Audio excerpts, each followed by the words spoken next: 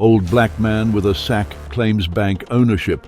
They laughed until they regretted it.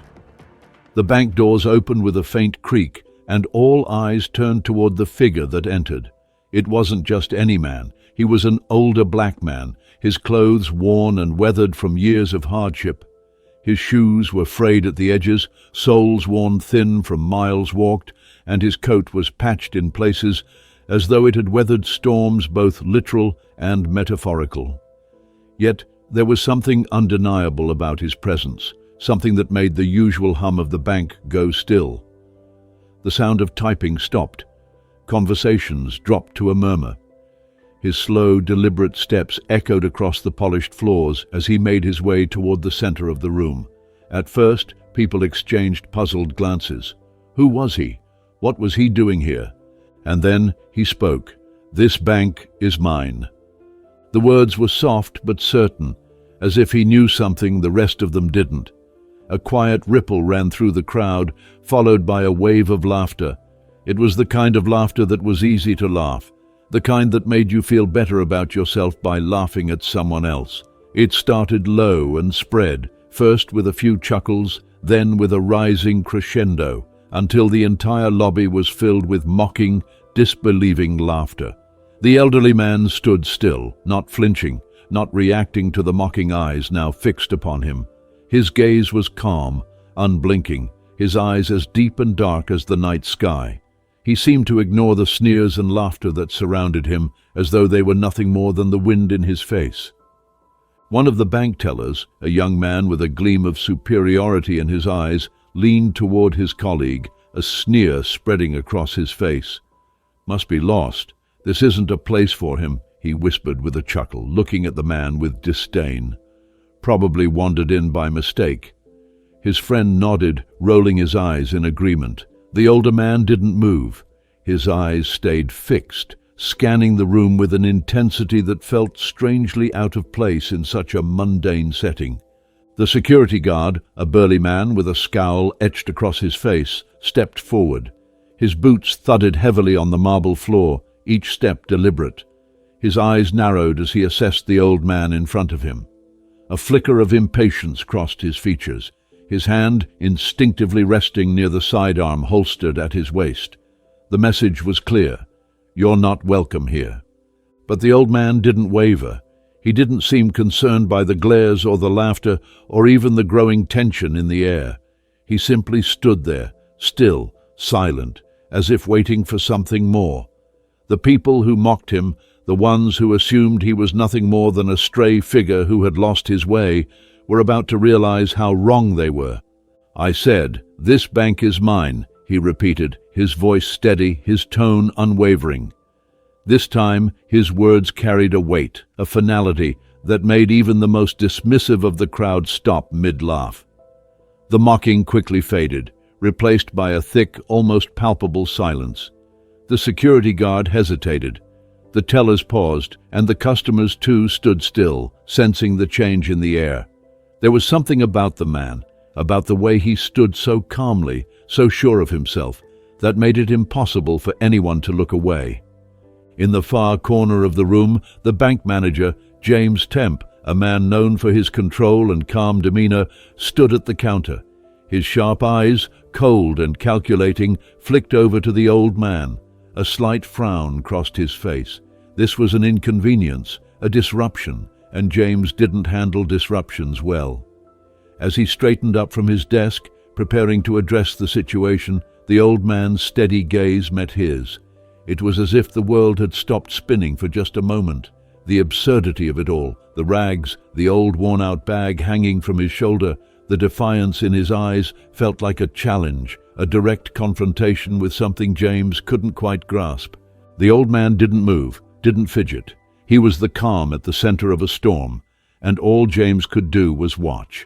It was an uncomfortable sensation, like standing at the edge of a cliff, unsure whether to step forward or retreat. But James was a man of action, and before long he took a few steps forward, his polished shoes clicking against the marble floor. "This isn't the place for you, sir," James said, his voice firm with just a hint of condescension. "Perhaps you should leave before we have to escalate this." He gestured to the security guard behind him, who took a step closer to the old man, his eyes still narrowing with suspicion. But the old man didn't react. He stood there, shoulders back, as if the world had tried to push him around his entire life, and now he was ready to push back. "I'm not leaving," he said simply, his voice ringing clear as if to challenge every assumption made about him. "I'm here to take back what's mine." The weight of those words, simple as they were, seemed to hang in the air. It was no longer just about a man in ragged clothes making an impossible claim. It was about a battle, one that none of them were prepared to fight. It was as if this man, standing in front of them, held the power to change everything they knew about the world they lived in. They had laughed at him, dismissed him, but deep down they could feel the shift. The room grew tense, charged with an energy none of them could explain. James Temp, the manager who had spent his career smoothing over every problem, every disruption, now stood at a crossroads. The calm and collected leader was beginning to unravel, unsure of what to make of the scene unfolding before him. He had spent his life in control, moving through life like a well-oiled machine. But today, everything had changed. The old man's words, his presence, had disrupted the very foundation of what James had built his life on. But even as the tension swirled in the air like a storm, Elijah remained unmoved. The old man stood at the center of the room, his eyes scanning the faces of everyone present, as though measuring each of them, sizing them up, preparing for what was to come. No one knew it yet, but this old man was about to expose a truth so deep, so hidden, that it would change the course of their lives forever. The silence that followed Elijah's declaration seemed to stretch into eternity. James Temp's face remained frozen, his gaze locked on Elijah, but for the first time, he wasn't sure what to do. The certainty that he had always carried, his belief that he could control any situation, guide it with his steady hands, was slipping away. He had dealt with every kind of disturbance before, difficult customers, unruly clients, even petty criminals. But this was different. Elijah wasn't just an inconvenience. He wasn't just an old man making a bizarre claim. Something about his presence, about the calm determination in his voice, was forcing everyone in the room to pay attention. For a moment, James thought he might laugh it off. Maybe just walk up to the old man and tell him to leave. The security guard, Stephen Miller, would handle it quickly, like always. He could go back to managing the bank without further interruption. But as James stood there, the words, "This bank is mine," echoed in his mind. Elijah's voice had been too steady, too sure, and with that certainty, something else began to emerge, something unspoken but unmistakable. The weight of the old man's words suggested that this was more than just an idle fantasy. The look in his eyes suggested a history, a truth, that the bank, and perhaps the entire town, had long forgotten. James took a deep breath, trying to regain his composure. He glanced over at Stephen, who stood just behind him, his posture tense, his hands still hovering near his gun. The big man's eyes narrowed, and James could see that Stephen was ready to step in, to do what he always did, remove the problem, restore order. But James stopped him with a small gesture, signaling for the security guard to hold off. He wasn't sure why, but something told him this moment, this strange encounter would not be solved by force. "Sir," James said, finally breaking the silence, "I'm afraid you're mistaken. This bank has been here for decades, owned by the Matthews family. I don't know what you're talking about." His voice was even, calm, trying to regain control of the situation, but there was an edge to it. His words were a bit forced, and deep down, James knew they rang hollow. He didn't know what to say next. Elijah stood there, his eyes never leaving James's. It was as though he had expected this, as though he had known that the reaction would be one of confusion, disbelief, and even hostility. But he didn't flinch. His face remained as weathered and calm as it had been when he first entered. The old man slowly lowered the canvas bag he had carried with him, his trembling hands steady as he placed it on the floor. It was an almost ceremonial movement, deliberate and powerful in its simplicity. He wasn't here to make a scene, to shout or argue. He was here for something much bigger. "I'm not mistaken," Elijah said, his voice still soft but laced with a quiet authority. "I am Elijah C.K. Kirby, and I founded this bank." The words landed like a bomb, their impact sinking into the room. The bank employees, the customers, the security guard, all stood still. Some shifted uncomfortably, a few exchanged nervous glances. The murmurs began again, but this time they were different. This wasn't just mockery. This was confusion, a deep sense of doubt creeping in. Could it be true? James's mind raced. Elijah C.K. Kirby. The name was unfamiliar to him, yet something about it felt wrong. He had been told a different story, a story that didn't involve this man. The Matthews family had been the undisputed owners of the bank for generations. It was part of the town's foundation, its symbol of stability. How could this old man, who looked like he had just stepped out of a history book, be telling the truth? But Elijah wasn't finished. He slowly opened the canvas bag again, and this time he wasn't just pulling out personal belongings. He was revealing something that would change everything. The room seemed to hold its breath as he reached inside, carefully pulling out stacks of old yellowed paper.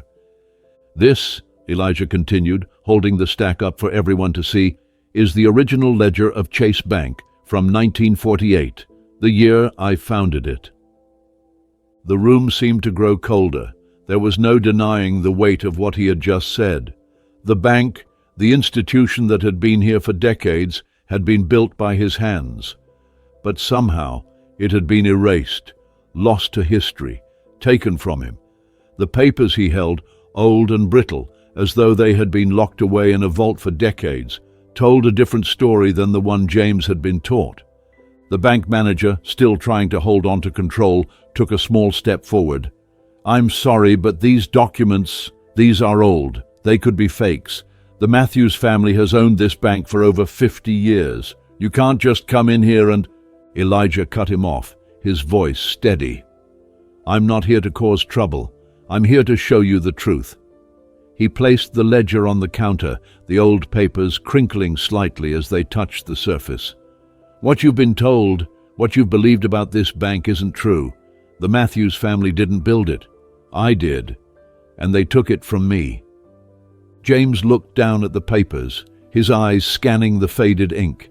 His hands shook, but he fought to keep his composure. There was a flicker of doubt now, a crack in the wall of certainty he had so carefully constructed around himself. The signature on the documents matched the name Elijah had given.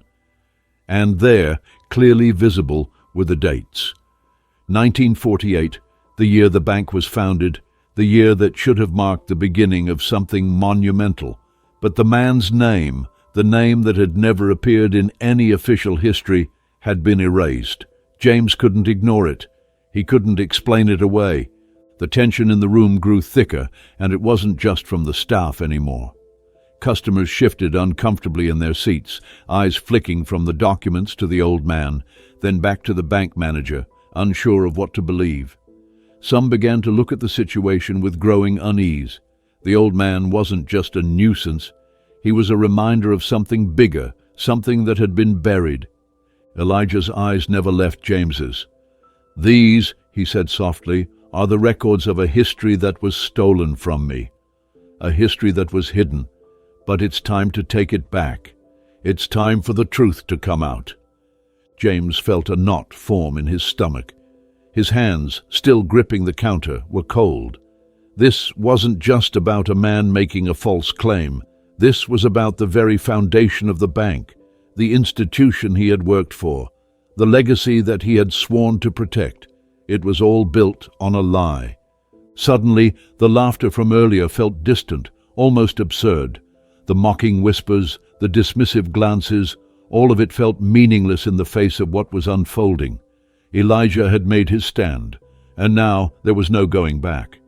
The truth had been laid bare, and James knew that he could no longer ignore it.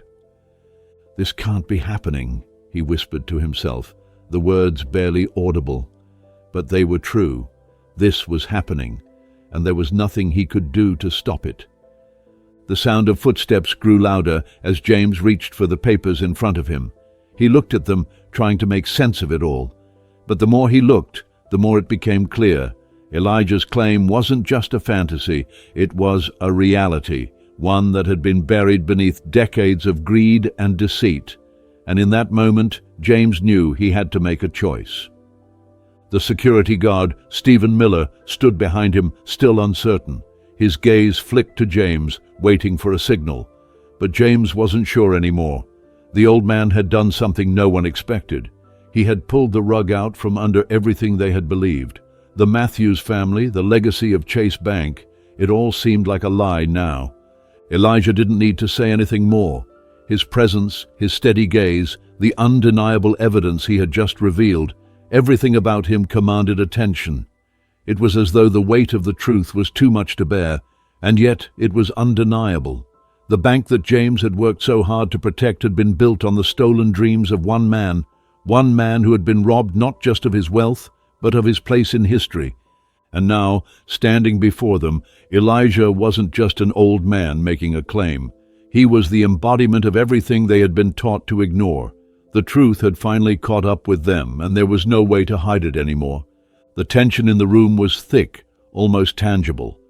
It was no longer just about Elijah's words, about a bank's ownership being challenged by a seemingly frail, elderly man in tattered clothes. The stakes had grown higher, the atmosphere heavier. It wasn't just a personal vendetta or a dispute over property. It was about everything that had been built upon lies, everything that had been buried under years of silence and unchallenged power.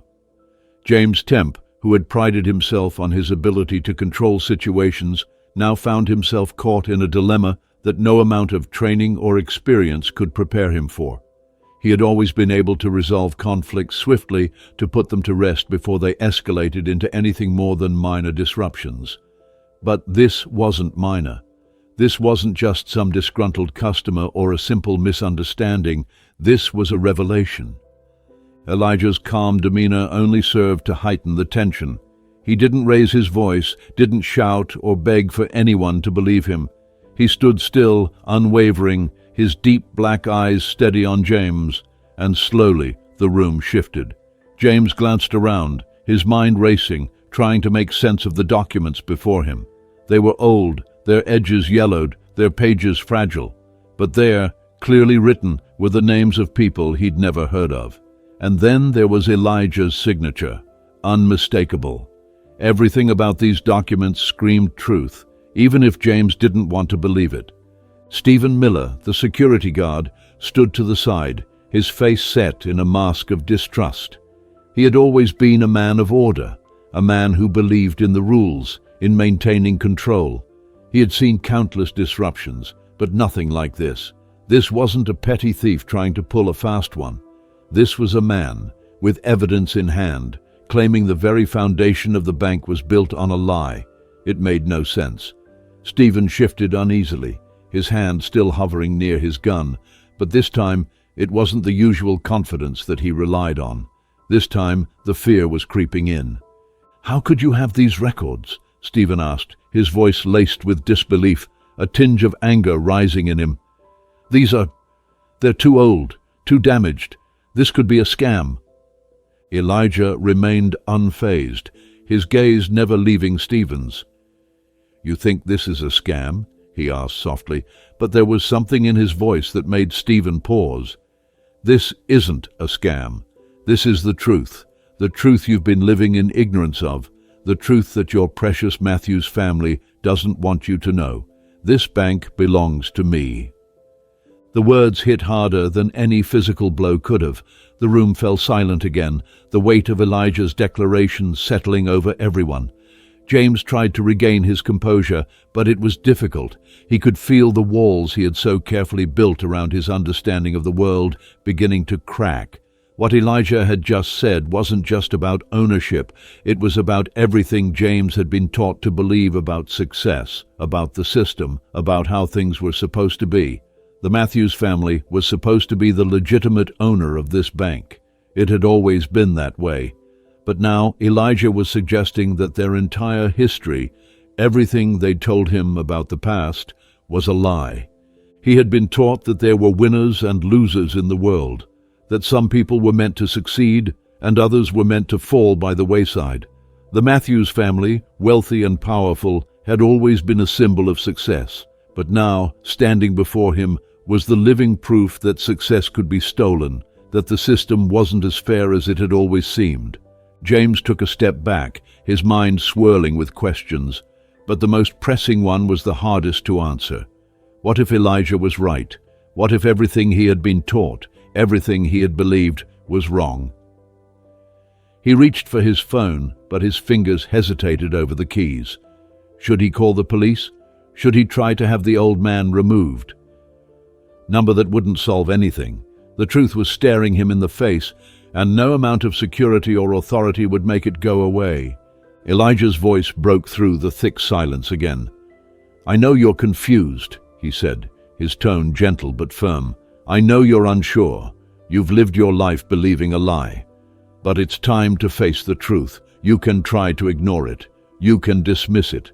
But the truth is here, and it won't be buried anymore." James felt the weight of those words, felt them like a crushing force against his chest. The truth was here, right in front of him, and there was no escaping it. He could no longer deny what Elijah was saying. He could no longer pretend that everything he had believed was intact. "I didn't come here to make trouble," Elijah continued, his voice unwavering. "I came here to reclaim what's mine, to show you what was taken from me." James looked down at the papers again, feeling the weight of history in his hands. The legitimacy of the Matthews family's ownership was now in question. The records he held in his hands were irrefutable, but there was still one question lingering in his mind. Why had this been kept hidden for so long? Why had no one ever told him the truth? Why had the Matthews family, who had always been so proud of their legacy, kept this secret?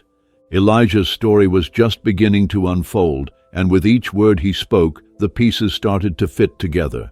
The puzzle wasn't complete, but the picture was starting to form. "I founded this bank in 1948, Elijah said, his voice steady. "I built it from the ground up. Every brick, every dollar, every step along the way, I was there. But when I was forced out, everything changed. The Matthews family took control, pushed me aside, and erased me from history. They used their power, their wealth, their influence to make sure no one knew the truth." It was a hard story to swallow, and yet, as Elijah spoke, it began to make sense. James could see it now, the pieces fitting into place. The Matthews family hadn't just taken control of a bank. They had stolen a legacy.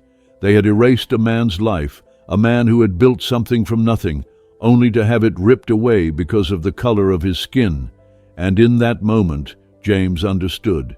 He understood that this wasn't just about money. It wasn't just about the bank. It was about justice, about righting a wrong that had been buried for too long. The room had grown quiet again, but this time the silence wasn't oppressive. It was filled with a sense of anticipation. The truth was here, and now everyone had to face it. James finally raised his eyes to meet Elijah's, his own gaze filled with the weight of what he had just learned. There was no going back now.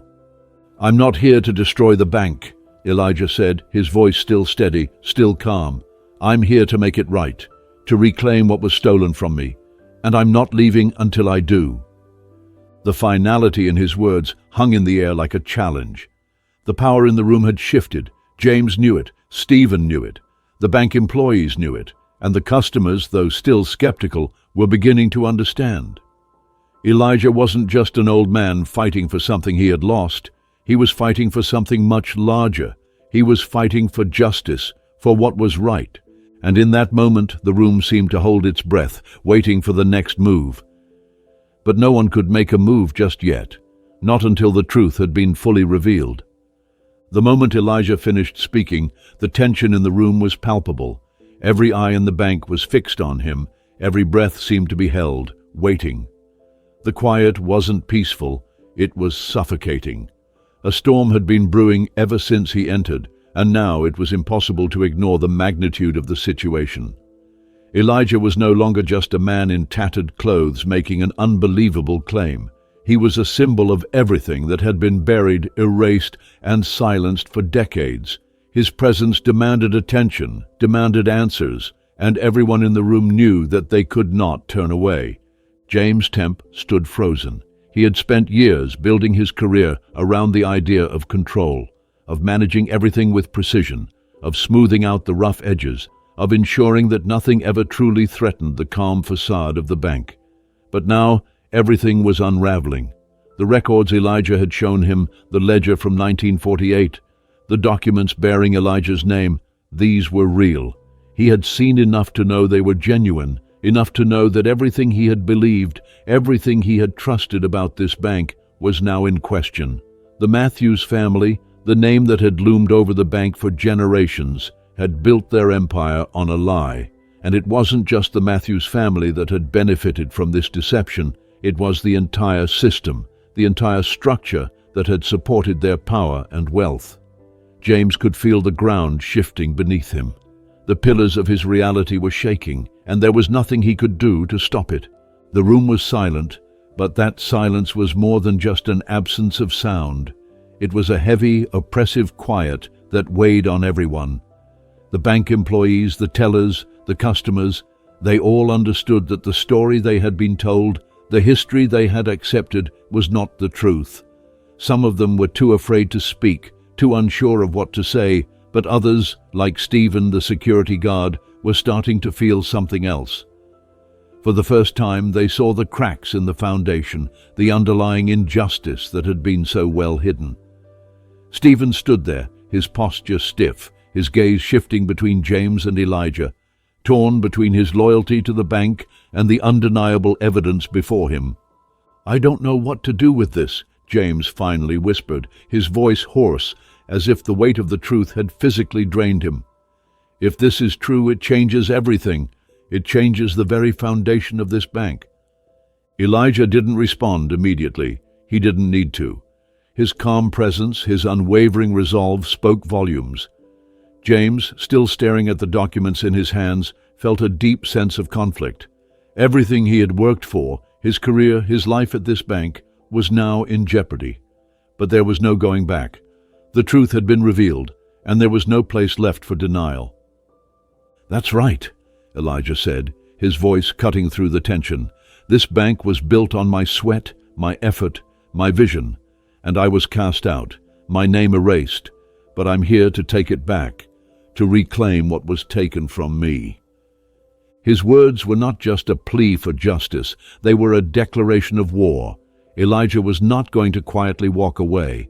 He wasn't going to let the system continue to erase him. He was here to make sure that the truth was heard, no matter the cost. James looked at the crowd in the bank. Some of them were still skeptical, still unsure of Elijah's story, but there were others, those who had been standing quietly, watching the scene unfold, who had begun to shift in their seats, their expressions changing. They were starting to see Elijah for what he truly was, not a crazy old man, but a person who had been wronged in ways that they couldn't even begin to imagine. James took a deep breath, trying to steady himself. The weight of the decision before him was suffocating, but he knew there was no turning back. This wasn't just about ownership anymore. It was about justice. It was about righting the wrongs that had been hidden for so long. He looked at Elijah, his eyes finally meeting the old man's gaze. There was no mockery in Elijah's eyes, no bitterness, no anger. There was only a quiet, unyielding determination. James knew in that moment that he had a choice to make. He could continue to live in the world of lies and deceit that had been built around him, or he could stand with Elijah, with the truth.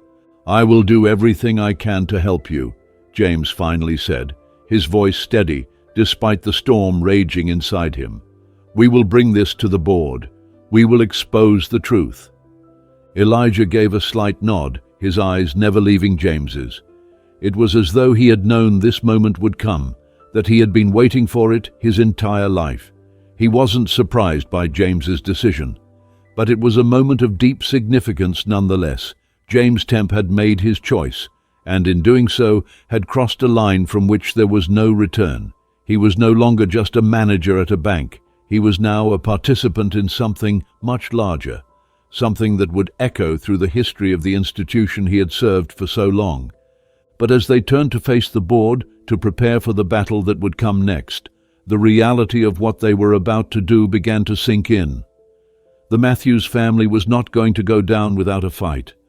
They had built an empire based on their control of Chase Bank, and now they were going to do everything in their power to protect it. James knew this would be the fight of his life. The next day, as James sat in the conference room, surrounded by the members of the board and the powerful figures from the Matthews family, the weight of what he was about to do was crushing. He had brought everything, the old documents, the ledger from 1948, and the stack of papers that Elijah had brought with him. The room was filled with tense anticipation. The board members, many of whom had been with the bank for decades, exchanged uneasy glances. They had all heard the rumors, the whispers about Elijah's claims, but none of them truly believed it. Not until now. James stood at the head of the table, his hands shaking slightly as he placed the papers in front of the board members. "This is the truth," he said, his voice steady despite the storm raging inside him. "Chase Bank was founded by Elijah C.K. Kirby, not the Matthews family. Everything you've been told about the history of this bank is wrong." The silence that followed was deafening. The faces of the Matthews family members, once so confident, so powerful, were now filled with shock and disbelief. It was clear that they hadn't expected this. They hadn't expected the truth to come out. The head of the Matthews family, a man in his 70s with a cold, calculating gaze, finally broke the silence. "This is absurd," he spat, his voice thick with anger. "These documents are nothing but forgeries. You're trying to ruin everything we've built." But James didn't back down. "These documents are real. I've verified them, and now we have to face the consequences of what has been hidden for so long." The board members began to murmur among themselves, their voices rising in confusion and disbelief. Some were afraid, others were angry, but none of them could deny the truth before them. This wasn't just about Elijah reclaiming what was rightfully his. This was about the very foundation of the bank, the legacy that had been built on a lie. And as the murmur in the room grew louder, James knew that there was no going back. The truth had been exposed, and now they would all have to deal with the consequences. As the meeting dragged on, the Matthews family dug in their heels, refusing to accept what James was saying. But James could feel the momentum shifting. The room was no longer in their control. The fight was no longer theirs alone. The truth had found its way into the open, and it wasn't going back into the darkness. Outside the conference room, the world was changing. News of Elijah Kirby's story began to spread like wildfire through the town. People were talking, questioning everything they had known about Chase Bank. The Matthews family's once unquestioned power was beginning to unravel. The legal battle ahead would be long, and it would be difficult, but Elijah's fight had already changed the course of history, and with every word spoken, every action taken, the possibility of justice grew stronger. This wasn't just about a man reclaiming his rightful place. This was a movement, a call for truth, for justice, and for the acknowledgement of a past that had been buried for far too long. The storm was far from over, but the winds had already shifted. The truth had been set free, and now there was no stopping it.